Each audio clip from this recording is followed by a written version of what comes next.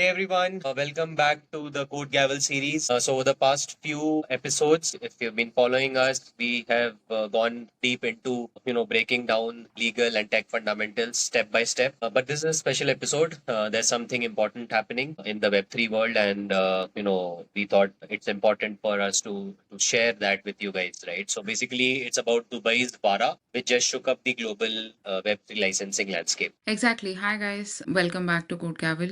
This is Harshitha. So, guys, if you're building exchanges or custody platforms or DeFi protocols, even remittance solutions, or even just exploring token launches in general, this is important. You need to hear this. The Dubai's regulatory clarity is evolving fast, and founders globally should be paying attention right now. Right. So, just for definitions, can we have some definitions for what is VARA and what is VASP? Absolutely. So for anybody new to the industry, let's talk about VARA. VARA means Dubai's Virtual Asset Regulatory Authority, which is the world's first dedicated Web3 regulator. And VASP is something. VASP is basically Virtual Asset Service Provider. Basically, if you handle payments or if you are into token issuance, custody, staking, or payments, you're probably a VASP. Great, great.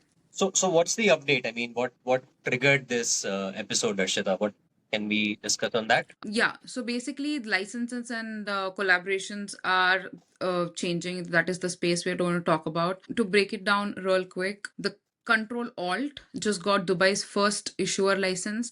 They're doing a regulated real estate tokenization with Dubai Land Department, which is huge. And then there's Mantra, which received Dubai's first DeFi license, officially authorizing decentralized trading and staking under full regulatory supervision. And then there's also Bitkey and Hashkey, which provide secured custody licenses, which brings institutional crypto storage fully inside the regulated walls. So these are the few updates. Right, right. So I think that's a lot. That's a lot of interesting stuff. But I think what really stands out is that these licensed companies are offering partnerships to unlicensed startups, right? So let's talk a bit Exactly. about that. Yes, exactly. So this is the key for founders who aren't ready to get their own VARA license set. So this works best for them. For example, Control Alt is collaborating with real estate and fractional ownership platforms, which they can explore. And there's Bitco, which is offering custody as a service to exchanges and trading platforms like CoinMina. And there's Hashkey, which is partnered with Standard Charter for fiat crypto rails, letting projects offer deposits, withdrawals, and stablecoin bridges. Right, right. So essentially, to sum it up, instead of trying to get their own license, solo founders can build their products and integrate with these licensed partners, right?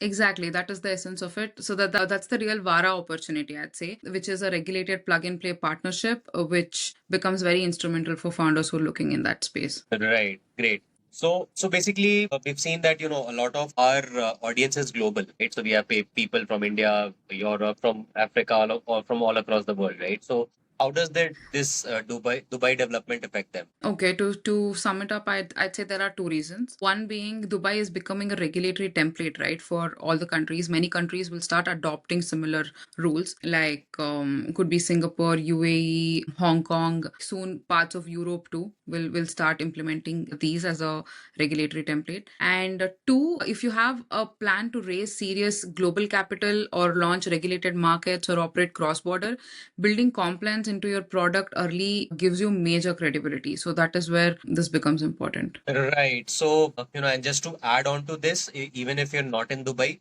you can still leverage this licensing ecosystem through partnerships, right? Exactly. Right. So now moving on, let's talk a bit about, when do existing platforms need to comply? Right. That is the reason we did this special episode, right? June 19th is June 19th of 2025. That is the deadline. Every operator needs to fully be compliant before that. After Right. this, Dubai experts full travel rule compliance, study segregation, written client agreements, and daily reconciliation for custodians all will come into play. Right.